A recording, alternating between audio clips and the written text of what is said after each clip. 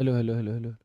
जय हिंद दोस्तों, मैं शिवम गुप्ता स्वागत करता हूँ आपका अपने परिवार रोजगार वितंगित पर। उम्मीद करता हूँ आप सभी अच्छे होंगे, बेहतरीन होंगे, जिंदाबाद होंगे, एकदम शानदार होंगे। एक बार आप सभी प्यारे साथी बताएंगे आप सभी कैसे हैं। Very very very good evening, Radhe Radhe, जय श्री कृष्णा, जय हिंद, जय माँ सरस्वती। सभी दोस्तों को सभी प्यार साथी क्लास से जुड़ जाएंगे, बताएंगे आप सभी कैसे हैं और क्या मेरी वॉइस और वीडियो आप सभी तक प्रॉपर तरह से पहुंच पा रही है या नहीं। एक बार सभी साथी कंफर्म करेंगे, फिर शुरू करते हैं हम अपनी एक शानदार, एक बेहतरीन, एक लाजवाब क्लास जो कि रहने वाली है आपकी यहाँ पर, है ना, जो कि रहने वाली है आपकी यहाँ पर इंटरनेट का पार्ट 2। कल की क्लास में हमने इंटरनेट की शुरुआत की थी और इस रिलेटेड काफ़ी सारी महत्वपूर्ण बातें भी हमने जान ली थी। तो बिल्कुल एक बार सभी दोस्त जल्दी से क्लास से जुड़ जाएंगे, फिर शुरू करते हैं हम अपने एक प्यारे से सेशन को। दिखाना भैया कितने बजे जुड़ गए।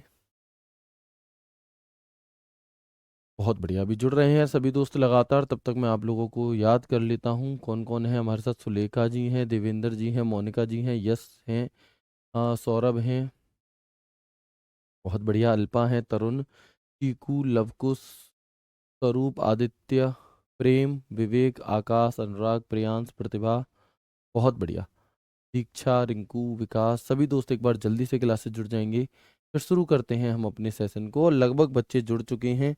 क्लास को शुरू करने से पहले एक बहुत ही प्यारी लाइंस आप सभी के लिए यहाँ पर हैं, और ये बिल्कुल मतलब रियल लाइफ से जुड़ी हुई हैं।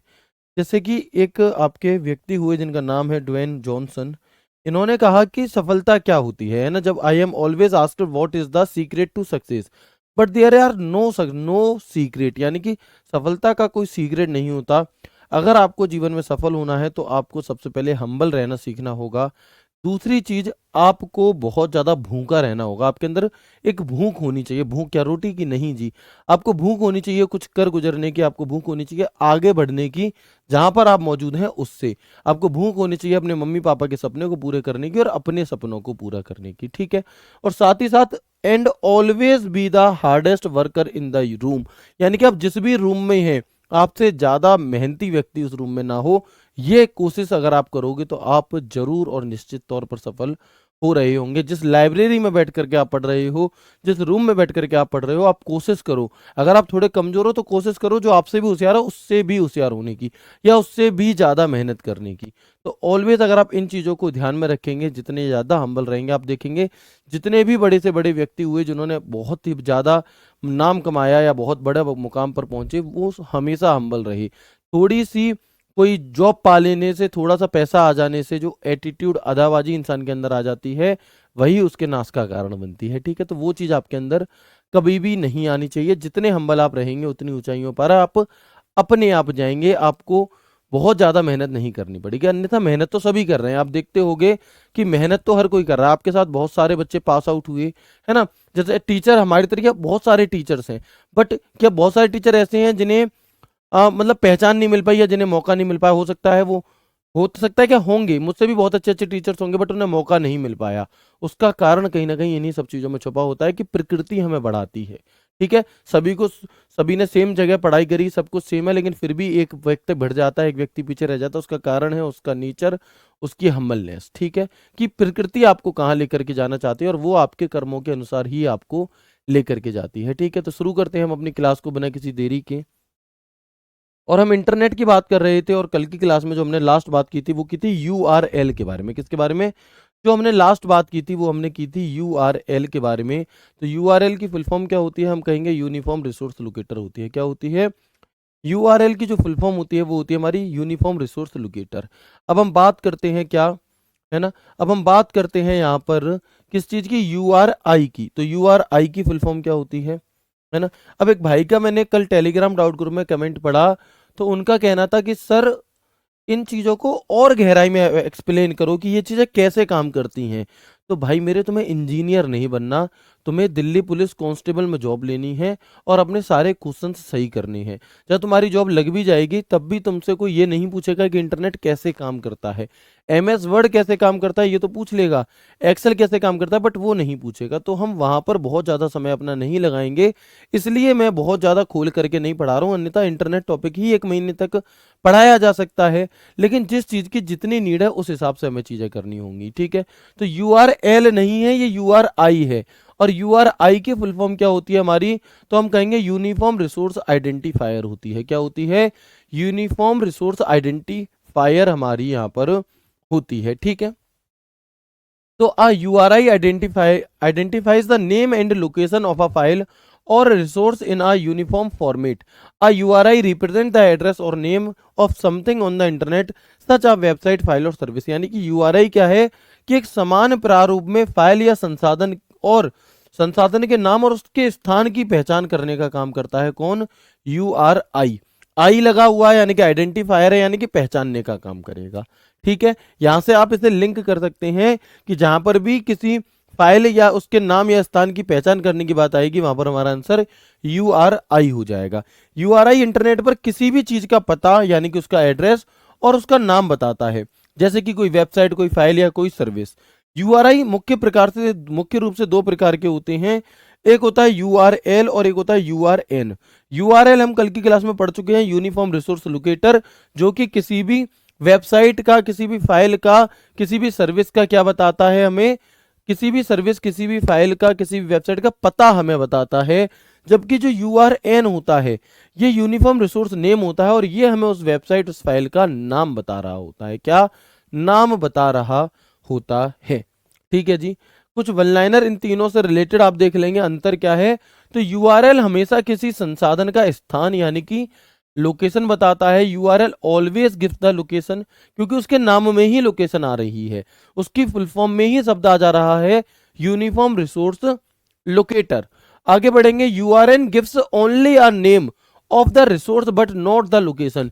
यानी कि जो URN होता है, यूनिफॉर्म रिसोर्स नेम, ये सिर्फ और सिर्फ नाम बताएगा, उसकी लोकेशन नहीं बताएगा। तो URN संसाधन का केवल नाम बताता है लेकिन स्थान नहीं। और URI क्या काम करता है हमारा, तो URI होता है यूनिफॉर्म रिसोर्स आइडेंटिफायर, और URI दोनों को कवर करता है, यानी कि ये URL और URN दोनों URI के प्रकार हैं। यानी कि इसके अगर आप URI देखोगे तो वो नाम और लोकेशन दोनों को बताता है। बात क्लियर है, यस और नो, कोई दिक्कत तो नहीं है इन दोनों चीजों को आपको समझने में। एक बार जल्दी से मुझे बता देंगे कि URI आपको समझ में आ गया, क्या URI आपको समझ में आ गया, यस और नो। अगर आ गया है तो एक बार सभी दोस्त मुझे यस कर दो। सर URL का फुल फॉर्म क्या होगा, बहन जी आपने कल की क्लास नहीं देखी थी क्या है, कल की क्लास पहले देखनी है, उसके बाद आज की क्लास में जुड़ना है ना, तब ज़्यादा अच्छे से चीज़ें आपको समझ में आएंगी। आपकी यूट्यूब की मैराथन से 9 नंबर आए थे मेरे सर जी, दिल्ली पुलिस कांस्टेबल में, बहुत बढ़िया गोलू भाई, गजब कर दिया, ठीक है। चलो वेरी गुड, इस बार भी मेहनत करनी है और बढ़िया से बढ़िया नंबर लाने हैं। वेरी गुड, आगे बढ़े अब हम। हाँ नोट्स बनाने, रोज रोज मत पूछो, इंटरनेट टॉपिक इंपॉर्टेंट है, पूरे टॉपिक के नोट्स बनाने हैं, ठीक है। चलो जी, इसके बाद अगर मैं आगे बात करता हूँ वेब पेज की, किसकी, इसके आगे अगर मैं यहाँ पर आपसे बात करता हूँ तो वेब पेज क्या होता है, कभी आपने सोचा है वेब पेज क्या होता है, या आपने कभी सुना है वेब पेज क्या होता है। तो जी बिल्कुल सुना होगा, या नहीं सुना तो वही सुनाने के लिए मैं यहाँ पर आया हुआ हूँ। आप देखेंगे वेब पेज क्या होता है कि जब भी आप किसी लिंक पर क्लिक करते हैं या किसी वेबसाइट पर क्लिक करते हैं या आप कोई भी चीज जब सर्च करते हैं, तो जो पेज आपके सामने खुलता है, जो भी इंटरफेस आपके सामने खुलता है, वो एक वेब पेज होता है। क्या होता है, वो एक वेब पेज होता है। यानी कि किसी भी लिंक पर या वेबसाइट पर क्लिक करने से जो पेज ओपन होता है उसे ही हम वेब पेज कहते हैं।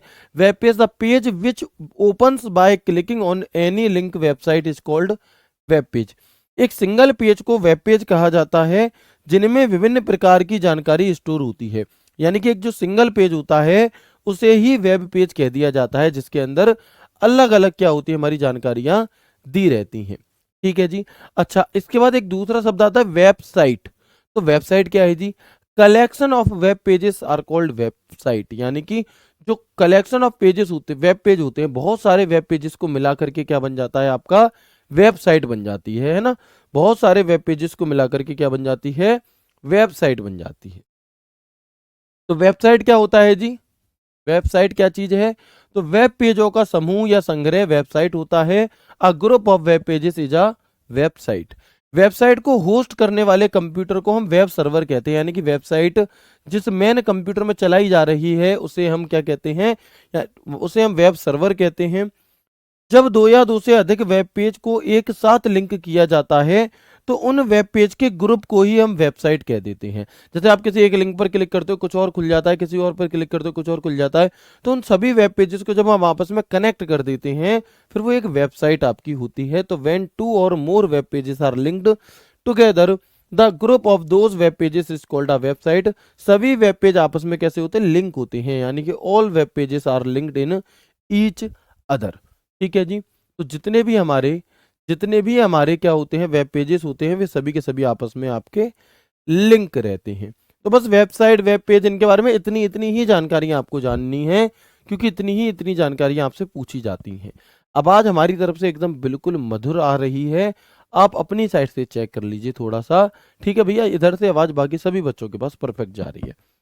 इसके बाद एक अगला नाम आता है डीएनएस। इंपॉर्टेंट है, आपके पेपर में छपेगा, ना जाने किसकी शिफ्ट में आ जाए, बट आज तारीख है 26 मार्च 2025। मैं बता रहा हूं कि डीएनएस से क्वेश्चन आपके दिल्ली पुलिस 2025 में पूछा जाने वाला है। डीएनएस क्या होता है जी? तो डीएनएस की फुल फॉर्म होती है हमारी डोमेन नेम सिस्टम। क्या होती है? Domain name system. किसी भी वेबसाइट के पीछे के जो 3 डिजिट हमें दिए रहते हैं वो क्या होते हैं? वे ही हमारे क्या होते हैं? डोमेन नेम सिस्टम डीएनएस कहलाता है। कैसे? तो हम देखेंगे यहां पर कि डीएनएस डीएनएस का अर्थ क्या होता है? Domain name system. डीएनएस का काम इंटरनेट डोमेन नामों को पता लगाने के लिए, डोमेन, अब ध्यान से सुनना, डोमेन नेम को आईपी एड्रेस में बदलने के लिए, परिवर्तित करने के लिए हम डीएनएस का प्रयोग करते हैं, और आईपी एड्रेस को याद रखने योग्य बनाने के लिए भी डीएनएस का इस्तेमाल किया जाता है। बस ये दो बातें आपको याद रखनी है कि जो डीएनएस है ये होता है डोमेन नेम सिस्टम, है ना। जो डीएनएस होता है ये होता है हमारा डोमेन नेम सिस्टम, और डोमेन नेम क्या करता है कि आईपी एड्रेस को डोमेन नेम में बदलने का काम करता है। वह आईपी एड्रेस को याद रखने योग्य बनाने का काम भी किसका है? हमारा डीएनएस का ही होता है। तो the job of DNS is locate internet domain names, converting domain name to IP address. DNS is use to make the IP address memorable. यानी कि डीएनएस का क्या काम होता है कि आईपी एड्रेस को याद रखने योग्य ये आपका बनाता है। और फादर ऑफ डीएनएस हम किसे कहते हैं, या डीएनएस का आविष्कारक हम किसे कहते हैं? तो पॉल मोका पेट्रिस को कहते हैं। कैसे कहते हैं? पॉल मोका पेट्रिस को हम यहाँ पर इन्वेंटर ऑफ डीएनएस कहते हैं। अब यहाँ पर एक लाइन याद रखने योग्य है, वो ये है कि जैसे ऊपर लिखा है डोमेन नेम को आईपी एड्रेस में परिवर्तित करता है डीएनएस।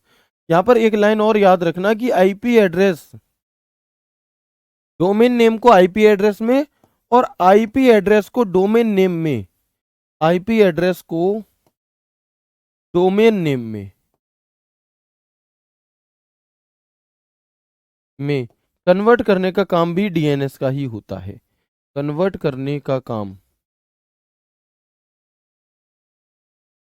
भी डीएनएस करता है। कौन करता है? डीएनएस। यानी कि ये लाइन भी सही है। ठीक है, तो बस ये सीधे सीधे वन लाइनर टाइप में आपको याद रखने हैं। क्या जी? कि जो डीएनएस होता है हमारा डोमेन नेम सिस्टम, ये क्या है? आईपी एड्रेस को याद रखने योग्य बनाता है, और आईपी एड्रेस को डोमेन नेम सिस्टम में चेंज करने का काम करता है, और डोमेन नेम सिस्टम को आईपी एड्रेस में चेंज करने का काम करता है। तो डोमेन नेम को आईपी एड्रेस में बदलने के लिए, है ना, और आईपी एड्रेस को डोमेन नेम में कन्वर्ट करने के लिए हम डीएनएस का प्रयोग कर रहे होते हैं। ठीक है जी, चलो आगे बढ़ेंगे। हाँ, दोनों काम करता है, मतलब ये है कि ये दोनों काम करता है। कौन सा? डीएनएस यानी कि डोमेन नेम सिस्टम। अब अगर हम थोड़ी सी डोमेन नेम की बात करें कि हम डोमेन नेम को पहचान किस प्रकार से सकते हैं, तो आप देखेंगे कि इंटरनेट पर वेबसाइट के यूआरएल के अंत में जो अंतिम डॉट के बाद अक्षर लिखे होते हैं ना, उन्हीं को हम डोमेन नेम कहते हैं। जैसे कोई भी वेबसाइट है आपकी, है ना, कोई भी वेबसाइट है आपकी, तो क्या होगा उस वेबसाइट में? क्या होता है उस वेबसाइट में कि जो उस वेबसाइट के लास्ट में डॉट दिया है उसके बाद के जो अक्षर हैं वे अक्षर ही हमारे क्या होते हैं? वे अक्षर ही हमारे डोमेन नेम कहलाते हैं। ठीक है जी। तो हम देखेंगे the name after the last dot at the end of the URL of a website on the internet is called a domain name. ठीक है, बिल्कुल। इसके बाद सामान्यतः यदि डोमेन नेम के अंतिम भाग में 3 अक्षर हैं, जनरली क्या होता है कि अगर कोई ऐसा डोमेन नेम है जिसके डॉट के बाद में 3 अक्षर हैं, तो वो 3 अक्षर बताते हैं कि ये एक संगठन को दर्शाते हैं, और अगर 2 अक्षर हैं तो ये कंट्री को दर्शाते हैं, देश को दर्शाते हैं। यानी कि generally if there are 3 letters in the last part of the domain name, then it indicates the organisation, and if there are 2 letters then it indicates the country. कैसे? तो मैं आपको उदाहरण देकर के समझाता हूं यहां पर। जैसे एक वेबसाइट होती है आपकी www.sign.org.in .org.in, यानी कि जो शिरडी साईं बाबा संस्थान महाराष्ट्र की वेबसाइट है आपकी, है ना, ऑफिशियल वेबसाइट जो है वो ये है www.sign.org.in। अब इसमें जो अंतिम डॉट के बाद 2 अक्षर दिए गए हैं, क्योंकि तो ये जो है ये हमें क्या दर्शाता है, ये हमें कंट्री डोमेन के बारे में बताता है कि ये वेबसाइट कहाँ की है। तो ये वेबसाइट जो है हमारी, ये भारत की वेबसाइट है, यानी कि इंडिया की वेबसाइट है। तो ये जो डॉट इन है ये क्या दर्शा रहा है, ये इंडिया को रिप्रेजेंट कर रहा है यहाँ पर। ठीक है, तो अगर लास्ट डॉट के बाद 2 अक्षर हैं तो ये तो कंट्री डोमेन होता है, और जो 3 डॉट हम के डॉट के बाद 3 अक्षर हमें दिए जाते हैं ये डोमेन नेम होता है, इसे हम TLD कहते हैं, है ना। और ये क्या होता है आपका, तो इस ORG का मतलब है ऑर्गेनाइजेशन। इस ORG का मतलब क्या है, ऑर्गेनाइजेशन, यानी कि ये एक गैर लाभकारी संगठन है। यानी कि आप इसके आधार से ये पता कर सकते हैं कि ये वेबसाइट किस प्रकार की है। आप DNS के आधार से क्या पता कर सकते हैं, ये पता कर सकते हैं कि ये जो वेबसाइट है ये किस टाइप की वेबसाइट है। कैसे? तो आप देखेंगे, जैसे अगर किसी वेबसाइट के पीछे .org लगा है, क्या लगा है, ORG, तो ORG का मतलब होता है ऑर्गेनाइजेशन, यानी कि एक गैर लाभकारी संगठन। यानी कि उस वेबसाइट का, अगर किसी भी वेबसाइट के पीछे .org लगा है तो इसका सीधा सीधा मतलब ये है कि इस वेबसाइट का उद्देश्य पैसे कमाना नहीं है। इस वेबसाइट का उद्देश्य बिना लाभ के बनाया गया, यानी गैर लाभकारी संगठन ये आपका है। अगर किसी वेबसाइट के पीछे .net लगा है, यानी कि ये नेटवर्किंग से रिलेटेड वेबसाइट है आपकी। अगर किसी वेबसाइट के पीछे .gov लगा है, मतलब ये सरकारी वेबसाइट है आपकी। अगर किसी वेबसाइट के पीछे .gobs लगा है, यानी कि सेवाएं देती है। .com लगा है तो कॉमर्शियल वेबसाइट है, यानी कि व्यावसायिक संगठन है। अगर .mil लगा है किसी वेबसाइट के पीछे तो मिलिट्री से रिलेटेड है, और अगर किससे रिलेटेड है, मिलिट्री से। ठीक है, इसके बाद .co तो कंपनी को रिप्रेजेंट कर देता है। .info इंफॉर्मेशनल ऑर्गेनाइजेशन है। .edu लगा है तो एजुकेशनल, यानी कि शैक्षणिक संस्थान है। और .nic लगा है तो नेशनल इंफॉर्मेशन सेंटर है। आप लोगों ने देखा होगा जो कुछ, बिल्कुल, है ना, तो आपने देखा होगा यहाँ पर कि जो कुछ क्या होती हैं आपकी, जैसे कुछ यूनिवर्सिटीज की वेबसाइट होती हैं, तो यूनिवर्सिटी की वेबसाइट्स के पीछे .edu लगा होता है, तो वो edu हमें ये रिप्रेजेंट करता है कि ये शैक्षणिक संस्थान से रिलेटेड है। अगर किसी वेबसाइट के पीछे .mil लगा है, मतलब मिलिट्री से रिलेटेड है, तो ये क्या है, हमारे डोमेन नेम होते हैं। अच्छा, ये जितने भी मैंने आपको बताए ये सभी के सभी टॉप लेवल डोमेन होते हैं। कौन से? तो ये सभी के सभी टॉप लेवल डोमेन्स होते हैं, और इसे हम TLD कहते हैं। क्या कहते हैं? TLD। तो अगर आपसे पूछा जाए कि कंप्यूटर में TLD से आप क्या समझते हैं, है ना, तो ये आपका क्या है, तोरई लौकई और क्या है, टिंडे नहीं है, ये आपका टॉप लेवल डोमेन है। क्या है? TLD की फुल फॉर्म होती है हमारी top level domain. Top level domain, clear है? चलो, यदि TLD किसी देश की तरफ इंगित करता है तो फिर हम उसे क्या है, कंट्री डोमेन कह देते हैं। यानी कि अगर कोई TLD टॉप लेवल डोमेन क्या कर रहा होता है, बिल्कुल, तो हम इसे कंट्री डोमेन कह देते हैं। ठीक है जी, बताएंगे मुझे यहां तक की बात क्लियर हो गई आप सभी को? अगर हो गई हैं तो आप देखेंगे कि अगर किसी वेबसाइट के पीछे .in लिखा है तो वो इंडिया की है। .au लिखा है तो वो ऑस्ट्रेलिया की है। .fr लिखा है तो वो फ्रांस की है। .nz लिखा है मतलब वो न्यूजीलैंड की है। .uk लिखा है मतलब वो यूनाइटेड किंगडम की है। और .us लिखा है तो वो यूनाइटेड स्टेट की है। कहाँ की है? तो वो हमारी यूनाइटेड स्टेट की है। ठीक है जी, बिल्कुल। तो क्लियर है यहाँ तक? Very good. ठीक है, बिल्कुल। हाँ, ये चीज़ें इंपॉर्टेंट हैं, ये चीज़ें आपसे पूछी जाती हैं किसी न किसी तरीके से। ठीक है भैया, तो यहाँ तक की बात क्लियर हो गई। एक बार रिवाइज करा दें सभी चीज़ें आपको, है ना? एक बार जो भी चीज़ें हमने आज की क्लास में पढ़ी इन्हें हम रिवाइज कर लेते हैं। क्या है देखेंगे। तो सबसे पहले हमने यहाँ पर यूआरआई के बारे में जाना है। यूआरआई का मतलब होता है हमारे यूनिफॉर्म रिसोर्स आइडेंटिफायर। ठीक है, और ये क्या काम करता है? तो यूआरआई एक समान प्रारूप में फाइल और इस संस्थान के नाम और उसके स्थान की पहचान करता है। ठीक है जी। यूआरआई दो प्रकार के होते हैं, यूआरएल और यूआरएन। यूआरएल वाला हमारी लोकेशन बताता है और यूआरएन वाला हमारा सिर्फ नाम को बताता है, जबकि यूआरआई दोनों चीजों को बताता है। फिर हमने बात की वेब पेज क्या होता है। तो जब भी हम किसी लिंक पर क्लिक करते हैं और जो पेज हमारे सामने खुलता है उसी पेज को हम वेब पेज कह रहे होते हैं। ठीक है, और वेबसाइट क्या होता है? तो बहुत सारे वेब पेजेस के कलेक्शन को हम वेबसाइट कह रहे होते हैं, और सारे पेजेस आपस में लिंक होते हैं। कैसे होते हैं? लिंक होते हैं। ठीक है जी, ओके। इसके बाद हम आ गए डोमेन नेम पर। किस पर? डोमेन नेम पर। तो डीएनएस क्या होता है? हमारा डोमेन नेम सिस्टम होता है। डीएनएस क्या है? डीएनएस होता है डोमेन नेम सिस्टम। और डीएनएस का मुख्य काम क्या है? तो ये आईपी डोमेन नेम को आईपी एड्रेस में कन्वर्ट करने का काम करता है। वह आईपी एड्रेस को याद रखने योग्य बनाता है, और आईपी एड्रेस को डोमेन नेम में भी बदलने का काम आपका ये कर रहा होता है। ठीक है जी। इसके बाद हमने बात करी डोमेन नेम की। तो इंटरनेट पर वेबसाइट के यूआरएल के एंड में जो डॉट होते हैं, डॉट यानी कि जो ऐसे जो बिंदी होती है ना, इसे डॉट कहते हैं। ठीक है जी, ये होते हैं, इसे हम डोमेन नेम कहते हैं। सामान्यतः यदि किसी डोमेन के बाद में 3 अक्षर हैं तो वो क्या दर्शाएगा? वो संगठन को दर्शाएगा, और अगर 2 हैं तो वो किसी देश को रिप्रेजेंट कर रहे होते हैं। फिर हमने यहाँ पर जाना कौन कौन से आपके डॉट के बाद डोमेन नेम आते हैं, टीएलडी क्या होता है और कंट्री डोमेन क्या होता है। यहाँ तक की बात आप सभी के समझ में आ गई? एक बार जल्दी से मुझे बता देंगे, है ना? यहाँ तक की सभी बातें समझ में आ गई? भाई इससे स्लो क्या ही पढ़ेंगे आप लोग, है ना? सिर्फ और सिर्फ उन्हीं बच्चों को क्लास तेज लग रही होती है जो साथ के साथ नोट्स बनाते हैं, और उन्हें ये लगता है कि क्या हो रहा है कि भैया सर तो आगे निकल गए, मेरा लिखना ही रह गया। फिर उन्हें लगता है कि भाई ऐसा नहीं है, आपको साथ के साथ नोट्स नहीं बनाने, है ना? आपको साथ के साथ नोट्स नहीं बनाने, नहीं बनाने, नहीं बनाने। मैं कैसे बताऊं आपको, है ना?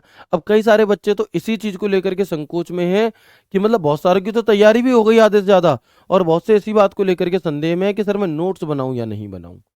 तो भाई सबसे पहली चीज तो ये कि तुम्हारी ये पर्सनल चॉइस है। ठीक है, लेकिन अगर आप मेरी चॉइस जानोगे तो भले ही तुम किताब ले लो या कुछ भी कर लो, लेकिन फिर भी तुम्हें नोट्स खुद बनाने चाहिए, क्योंकि अपने हाथों से बने हुए नोट्स हमें जल्दी याद हो जाते हैं। बच्चा कह रहा, सर अगर मैं तुम्हारी किताब ले लूं तो मुझे नोट्स तो नहीं बनाने पड़ेंगे। भाई किताब लेकर के आप क्या मतलब, क्या अपनी मेहनत बचाना चाह रहे हो? भाई लिखने से सिर्फ ऐसा नहीं कि लिख लिया, वो आपको साथ के साथ याद भी हो रहा होता है। ठीक है, तो थोड़ा क्या है कि या तो आप जॉब कर रहे हो तो समझ में आ रहा है कि चलो आप परेशान हो या कोई भी दिक्कत है तो आप जॉब कर रहे हो, बट कुछ काम नहीं है पढ़ाई के अलावा, फिर भी बच रहे हैं कि लिखना ना पड़ जाए। तो भाई प्लीज मेरी रिक्वेस्ट है, बाकी आप सभी का मन है, नोट्स बनाना चाहो बनाओ, नहीं बनाना चाहो मत बनाओ। बहुत से नोट्स बनाने वालों का भी सिलेक्शन नहीं होगा, और बहुत से बिना नोट्स बनाने वालों का भी सिलेक्शन हो जाएगा। तो वो डिपेंड करता है ओवरऑल आपके ऊपर, है ना? ओवरऑल वो चीज़ें डिपेंड करती हैं आपके ऊपर कि आप उसे किस तरीके से ले रहे हैं। लेकिन फिर भी मेरी पर्सनली आप सभी से यही रहेगी कि आप लोग अगर नोट्स बनाएंगे तो वो फ़ायदा ही करेंगे, आपको नुकसान नहीं कर रहे होते। ठीक है, बिल्कुल। आगे बढ़े अब हम यहाँ से। यहाँ तक की बात क्लियर हो गई? आगे बढ़ जाएं। Very good. ठीक है, इसके बाद अब हम आगे देखते हैं डाउनलोडिंग क्या होती है और अपलोडिंग क्या होती है। क्या ये बात आपको बतानी पड़ेगी कि डाउनलोडिंग क्या होता है और अपलोडिंग क्या होता है? क्या ये बात आपको बतानी पड़ेगी कि डाउनलोडिंग क्या होती है या अपलोडिंग क्या होती है? भैया जब भी हम इंटरनेट से कोई चीज़ ले रहे होते हैं वो तो हो गई डाउनलोड, है ना? वो तो हो गई डाउनलोड। और जब हम इंटरनेट को कोई चीज़ दे रहे होते हैं वो हो गई अपलोड। यानी कि आप देखेंगे है ना? यानी कि आप देखेंगे कि मान लो इंटरनेट से फेसबुक पर कोई रील आई, वो रील आपको अच्छी लगी, आपको डाउनलोड करनी है, यानी कि आपने इंटरनेट से ले ली। अब आपने कोई वीडियो अपने फ़ोन में बनाई थी और उसे आपने इंटरनेट पर डालना है आपको, तो इंस्टा या फिर किस पे फेसबुक पर अपलोड करना है, मतलब इंटरनेट को देना। तो ये तो आसान चीज़ें हैं ये दोनों ही चीज़ें। तो आप देखेंगे कि डाउनलोडिंग क्या होती है, इसके द्वारा कोई भी इलेक्ट्रॉनिक उपकरण या कंप्यूटर अन्य नेटवर्क या किसी स्रोत से डेटा प्राप्त करता है। इंटरनेट से डेटा प्राप्त करना, through this any electronic device और computer receive data from the network source getting data from the internet. जब इंटरनेट या नेटवर्क से किसी भी प्रकार के फाइल या इंफॉर्मेशन को यूजर अपने लोकल कंप्यूटर पर ट्रांसफर या स्टोर करता है, तो इस कार्य को ही डाउनलोड कहा जाता है। क्या कहा जाता है? इस कार्य को ही हम डाउनलोड कहते हैं। When a user transfer or stores any type of file of or information from the internet or network on his local computer, then this work is called download। और डाउनलोड का लोगो कैसा होता है? तो नीचे की तरफ ऐसे एरो दिया रहता है, ये हमारा डाउनलोडिंग का लोगो होता है। किसका? ये हमारा डाउनलोडिंग का लोगो आपका होता है। किसका? डाउनलोडिंग का लोगो ये आपका होता है। ठीक है। अपलोड क्या चीज़ है जी? तो अपलोडिंग डाउनलोड करने की प्रक्रिया का जस्ट उल्टा है। कौन नहीं जानता? तो जरूरी नहीं है कि इन चीजों को लिखो, हर चीज के नोट्स नहीं बनाने। नोट्स बनाने का अर्थ ये नहीं है, नोट्स बनाने का अर्थ ये नहीं है कि आप जो मैंने उतारा है सेम टू सेम उतार लो। नोट्स आपको अपनी सुविधा के अनुसार बनाने हैं, है ना? बिल्कुल, बहुत बढ़िया। ठीक है जी, आगे बढ़ेंगे इसके बाद हम। तो इसमें आपके कंप्यूटर से डेटा को इंटरनेट या नेटवर्क के माध्यम से किसी अन्य कंप्यूटर या सर्वर पर सेव किया जाता है। Uploading is the reverse of the process of downloading. In this data from your computer is saved on another computer और सर्वर थ्रू द इंटरनेट और नेटवर्क। जब हम कंप्यूटर या इंटरनेट से कोई डेटा देते हैं तो उसे को अपलोड करना कहते हैं। सिंपल चीज है। और ऐसा ही सवाल, है ना, और ऐसा ही सवाल आपसे एसएससी सीजीएल मेंस शायद 6 मार्च 2023 को पूछा गया था, और अपलोड डाउनलोड से ही रिलेटेड। तो ये आसान है, आप अपने आप समझ जाएंगे। और इसका लोगो कैसा होता है? तो ऊपर की तरफ होता है। क्या होता है इसका लोगो? तो ऊपर की तरफ होता है ऐसे। जब इंटरनेट या नेटवर्क में उपस्थित किसी भी कंप्यूटर या वेबसाइट में यूजर अपने इंफॉर्मेशन या फाइल को डालता है, इस कार्य को हम अपलोड कहा जाता है। When a user upload his information और file into any computer or website present on the internet or network, then this work is called uploading। यही काम क्या कहलाता है? हमारा अपलोडिंग कहला रहा होता है। एक और फुल फॉर्म आपसे पूछी जाती है डीएनआर की। कौन सी? एक और फुल फॉर्म आपसे पूछी जाती है डीएनआर। क्या चीज है? तो याद रखेंगे डीएनआर की full form domain name register होती है। क्या होती है? डीएनआर की फुल फॉर्म होती है हमारी डोमेन नेम रजिस्टर। ठीक है जी,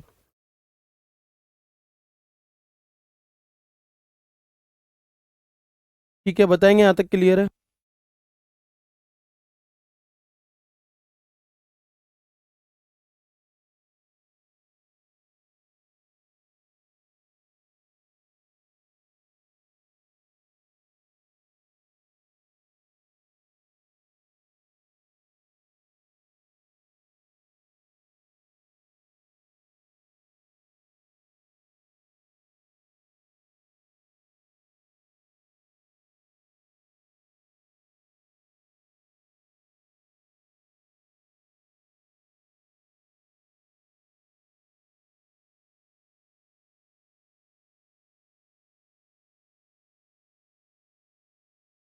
ठीक है जी,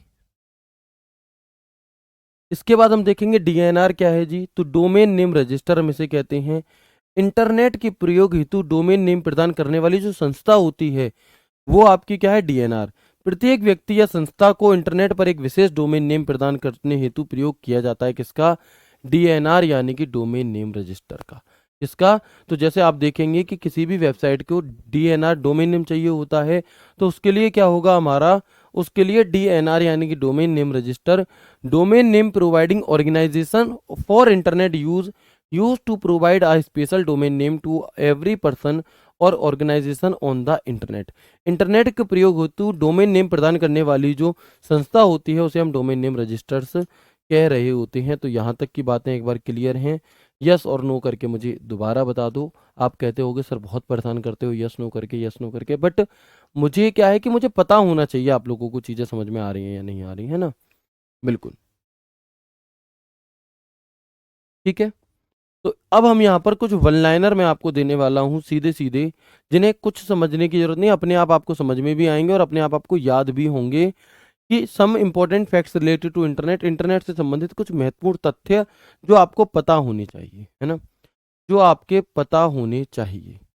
ठीक है भैया, वेरी गुड भाई। चलो ठीक है, क्लियर है यहाँ तक?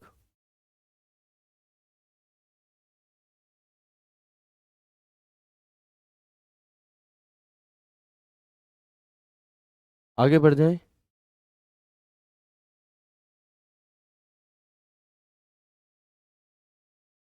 Very good. तो हम आगे देखते हैं यहाँ पर।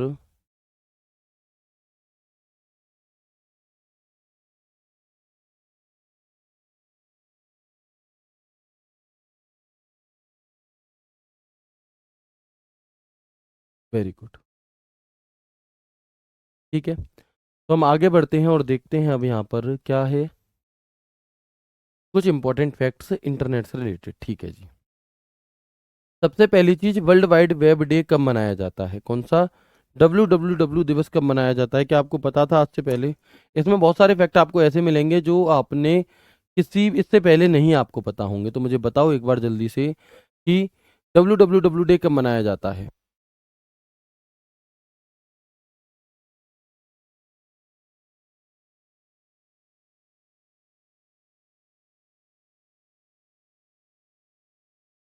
तो हम कहेंगे जो WWW डे होता है आपका, ये 1 अगस्त को, कब? ये आपका 1 अगस्त को मनाया जाता है। इसके बाद किसी वेब पेज का वह शब्द जिस पर क्लिक करने से दूसरा दस्तावेज खुल जाता है, उसे हम हाइपरलिंक कहते हैं। क्या कहते हैं? उसे हम लिंक या फिर हाइपरलिंक कह रहे होते हैं। ठीक है।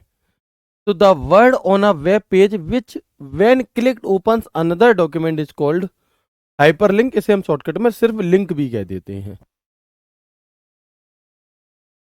जैसे हम कहते हैं ना कि भाई उस वीडियो की लिंक भेज देना, है ना, शिवम सर की उस मैराथन की लिंक भेज देना, तो वो रियल में हाइपर लिंक होता है। क्या होता है?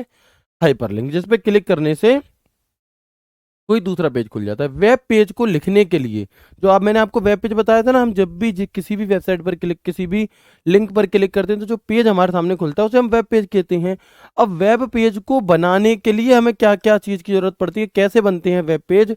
तो वही बात लिखिए कि वेब पेज को लिखने के लिए HTML यानी कि hyper text markup language, HTML, CSS, ये कुछ लैंग्वेज होती हैं हमारी, यानी कि कास्केडिंग स्टाइल सीट, और JS यानी कि जावा स्क्रिप्ट का प्रयोग किया जाता है ना। एक अच्छे वेब पेज को बनाने के लिए HTML, CSS are used to write web pages, है ना, और जावा स्क्रिप्ट इनका प्रयोग किया जाता है। तो अगर आपसे पूछा जाए कि वेब पेज को बनाने के लिए हम किसका यूज करते हैं, तो वेब पेज को बनाने के लिए हम HTML, CSS और जावा स्क्रिप्ट जैसी भाषाओं का प्रयोग कर रहे होते हैं। वन लाइनर हैं, कोई दिक्कत नहीं है इन्हें समझने में, कोई रॉकेट साइंस नहीं है इनको समझने में। ठीक है भैया, आगे बढ़ जाएं आगे। बिल्कुल, चलो जी आगे। और आगे बढ़ करके हम देखेंगे यहाँ पर कि जो HTML होता है इसकी फुल फॉर्म क्या है? इसकी फुल फॉर्म है हमारी hyper text markup language. CSS की फुल फॉर्म क्या है? तो हम कहेंगे कास्केडिंग स्टाइल सीट होती है, और JS की फुल फॉर्म होती है जावा स्क्रिप्ट। तो कई बार तो इनकी फुल फॉर्म पूछी जाती है कि HTML की फुल फॉर्म क्या है ना, HTML की फुल फॉर्म क्या है आपकी, CSS की क्या है, जावा स्क्रिप्ट की क्या है। अब इन तीनों का अपना अलग अलग काम होता है, थोड़ा सा क्या है, इनका अपना अपना अलग काम होता है। कि जो HTML है ये क्या काम करती है? कंटेंट और स्ट्रक्चर तैयार करती है किसी भी वेबसाइट का। उस वेबसाइट का कंटेंट क्या होगा और उसका स्ट्रक्चर कैसा होगा उस वेबसाइट का, वो HTML से तैयार करते हैं। CSS से हम उसकी स्टाइल और प्रेजेंटेशनल तरीका, कि उसकी स्टाइल कैसी होगी, वो प्रेजेंट कैसे की जाएगी, इस चीज को करते हैं। और जावा स्क्रिप्ट उसके बिहेवियर में चेंज लाती है, किसमें? बिहेवियर के लिए होती है। अगर मैं और आगे और अच्छे से आपको समझाऊं तो आप देखोगे कि HTML द स्केलेटन, एक तरीके से HTML क्या करता है, एक वेबसाइट का ढांचा तैयार करता है हड्डियों की तरह, है ना, एक ढांचा तैयार कर रहा है। सीएसएस क्या काम करेगा, तो उसे कपड़े पहना दिए, क्या कर दिया, उसे कपड़े पहना दिए, वो प्रेजेंट आप लोगों को वो कैसी दिखाई देगी उसके लिए। और जावा स्क्रिप्ट क्या काम करता है, तो ये हमारी उस वेब पेज के ब्रेन का काम करेगा, किसका, ब्रेन की तरह आपका ये काम कर रहा होता है। ठीक है, इसके बाद आपसे पूछा जाता है कि बताओ देश की वो पहली राजनीतिक पार्टी जिसने सबसे पहले इंटरनेट पर अपनी वेबसाइट बनाई, उसका नाम क्या है, वो कौन सी राजनीतिक पार्टी थी आपकी, तो याद रखना बीजेपी। कौन सी है, Bharatiya Janata party. BJP is the first political party in India which created its website on the internet. यानी कि आपकी इंटरनेट पर सबसे पहले वेबसाइट बनाने वाली भारतीय की कौन सी पार्टी थी आपकी, तो बीजेपी। ठीक है, इससे ये कोई नहीं समझेगा कि मैं बीजेपी समर्थक हूँ कि इसका समर्थक हूँ, भैया मैं सिर्फ पढ़ा रहा हूँ आपको। ठीक है, कल एक कमेंट आ रहा था ऐसा, जब मैंने उदाहरण दे दिया था ना, तो वो कमेंट आ रहा था, ऐसा कुछ भी नहीं है। आपको अपने हक के लिए खुद ही मेहनत करनी होगी। आप किसी भी पार्टी के समर्थक बन जाओ, कोई भी मुख्यमंत्री बन जाए, कोई भी प्रधानमंत्री बन जाए, आपके घर का पेट आपकी मेहनत से पलेगा। आप किस पोस्ट पर हैं उससे पटे, उससे क्या है, उससे पलेगा, उसके अलावा कुछ भी नहीं। ठीक है, तो आप समर्थक किसी के भी हों, लेकिन मेहनत आपको फिर भी करनी पड़ेगी। ठीक है, बाकी आपको समर्थक ना होकर के ये होना चाहिए कि सही चीज को सही बोलो, गलत को गलत बोलो, कोई भी पार्टी हो, है ना। चलो आगे बढ़े हम। इसके बाद आगे बढ़ते हैं कि विश्व की पहली वेबसाइट कौन सी थी आपकी, इस पूरी दुनिया की, पूरे विश्व की पहली वेबसाइट हमारी कौन सी थी, तो याद रखना HTTP इन्फो सर्न, कौन सी, CERN। ये हमारी विश्व की पहली वेबसाइट थी जिसे 6 अगस्त 1991 को टिम बर्नर्स ली के द्वारा बनाया गया था। वह टिम बर्नर्स ली के ही नेक्स्ट कंप्यूटर पर इसको होस्ट किया गया था। क्या किया गया था, होस्ट किया गया था। तो the world's first website was which was created by Tim Berners-Lee on 6 August 1991 and was hosted on Tim Berners-Lee next computer. और कौन सी वो वेबसाइट, तो सर्न है, याद रखना CERN। ठीक है जी, उसका पूरा पेज एड्रेस क्या था, तो वो आपके सामने ये है, हालांकि ये इतना नहीं पूछा जाएगा। ठीक है, तो आप देखेंगे http://info सर्न, इस तरह से इसका ये पूरा URL दे दिया। इसके अलावा विश्व के पहले ISP के रूप में किसे जाना जाता है, तो याद रखिएगा कि विश्व के पहले, है ना, विश्व के पहले ISP के रूप में किसे जाना जाता है, टेलनेट को जाना जाता है। और ये सवाल आपसे पूछा जाएगा, टेलनेट क्या होता है, मैं आपको आगे की क्लासेस में भी बताऊंगा। फिलहाल आप इतना याद रखना कि विश्व के पहले ISP के तौर पर क्या कहा जाता है, किसे जाना जाता है, तो टेलनेट को जाना जाता है। और ISP क्या चीज होती है, अगर आपके मन में इच्छा उठ रही होगी, तो ISP का अर्थ होता है इंटरनेट सर्विस प्रोवाइडर। क्या होता है ISP का अर्थ, तो हम कहेंगे इंटरनेट सर्विस प्रोवाइडर होता है, internet service provider, internet service provider होता है। तो विश्व का पहला ISP कौन है, वो टेलनेट है। भारत के पहले ISP के तौर पर किसे जाना जाता है, यानी कि VSNL।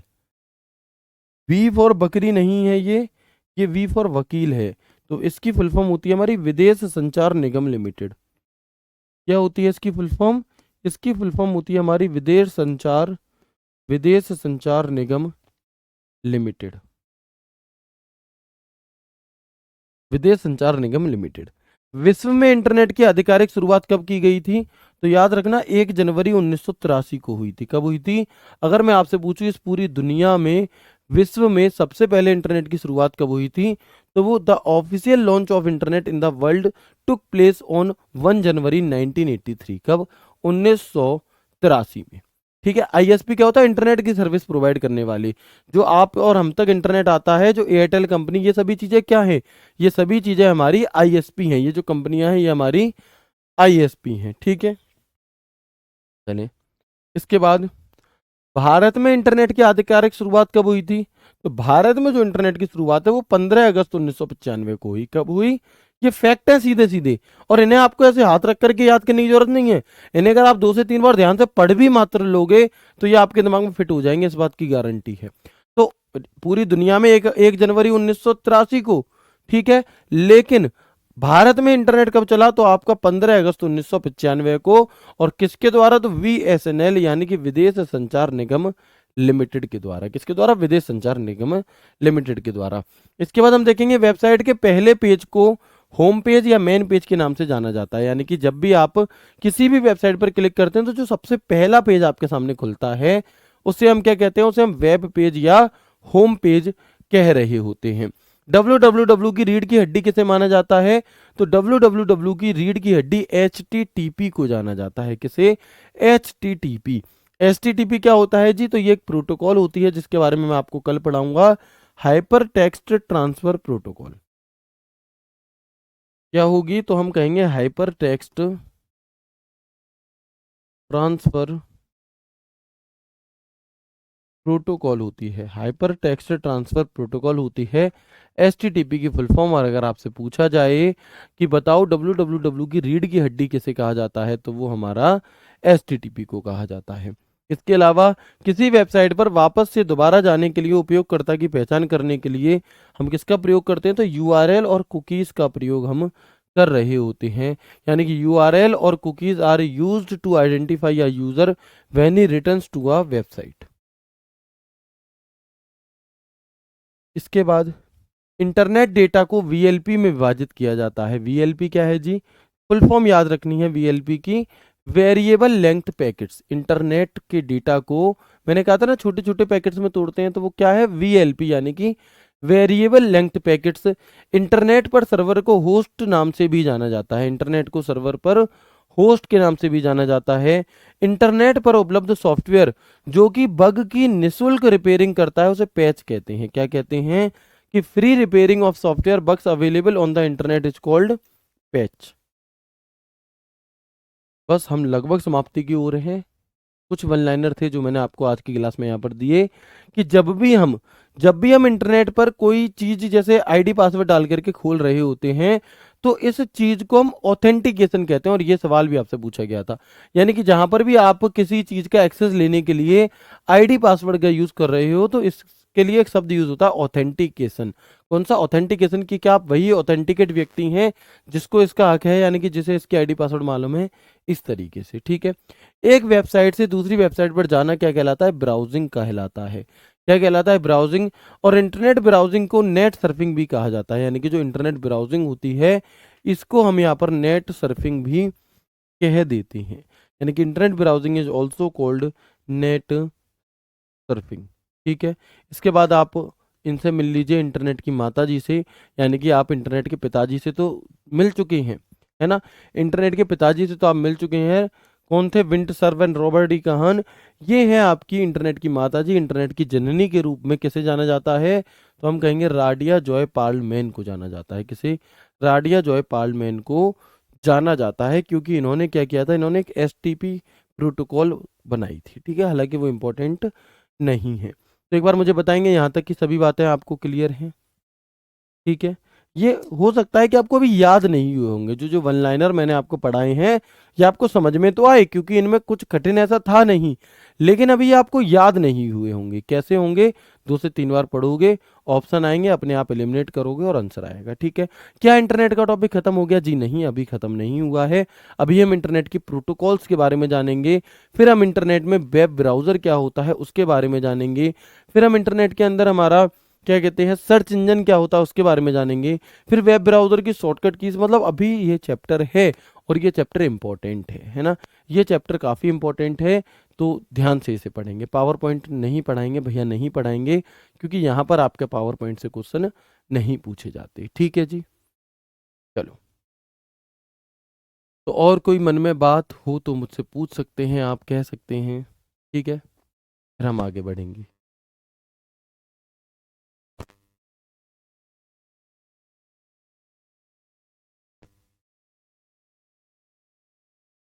वेरी गुड, है ना। भैया जिस जिसका भी बर्थडे है आज, आप सभी को हैप्पी बर्थडे बहुत सारा, है ना। आप जीवन में बहुत खुश रहें, एक सही राह पर चलें और हमेशा आगे बढ़ते रहें, निरंतर आगे बढ़ते रहें। ठीक है भैया, सभी को एक साथ हैप्पी बर्थडे। कल क्लास होगी? बिल्कुल होगी, क्यों नहीं होगी। ठीक है। तो मिलते हैं आपसे कल की क्लास में। आराम करिए, अपनी आंखों को रेस्ट दीजिए, जैसे कि कल कह रहे थे, है ना? ऐसा नहीं है कि इंस्टाग्राम चलाने लगो 10 मिनट है क्लास में, तो ठीक है। तो मिलते हैं आपसे कल की क्लास में, तब तक ख्याल रखिए अपना, अपनों का। खुश रहिए, पढ़ते रहिए, ख्याल रखिए। राधे राधे। जय श्री कृष्णा। जय हिंद।